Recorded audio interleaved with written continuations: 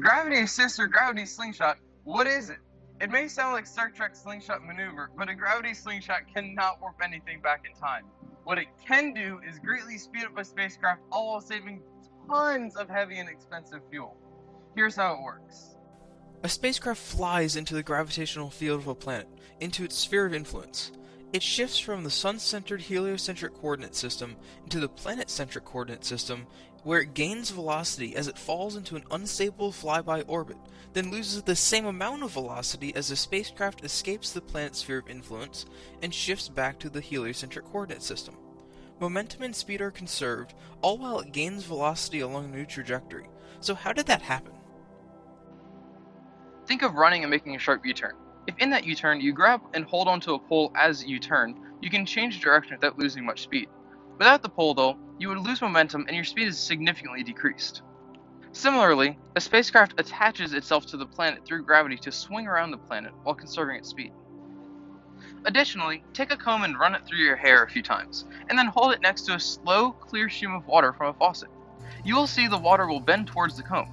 The slightly charged sides of the polar water molecules are attracted to the static electricity built up on the comb. So, like the spacecraft's trajectory to the planet, the water stream will bend closer to the comb the closer the two are together.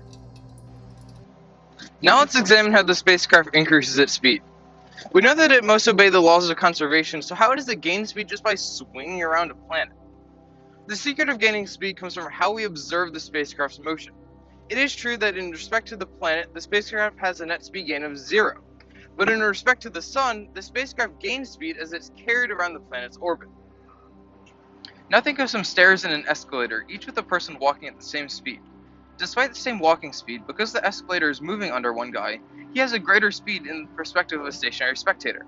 The same is true for the spacecraft and gravity assist, and can be shown in this vector diagram. These are the heliocentric and planet-centric velocity vectors of the spacecraft as it approaches the planet. The spacecraft then rotates an angle delta around the planet in the gravity assist. If we redraw the heliocentric velocity vector to the new position of the spacecraft after the flyby, we can visibly see that it has grown in magnitude, specifically by obeying this formula based on a rotation matrix. Gravity assists have been used around Jupiter in almost every interplanetary space mission, because it can nearly triple its speed. This means less fuel and less wasted resource it takes to get that fuel into space. Without gravity assist, we would be constrained to slow travel within the solar system. But with them, we're able to easily build up enough speed to escape the solar system and venture to the cosmos beyond. Thanks for watching.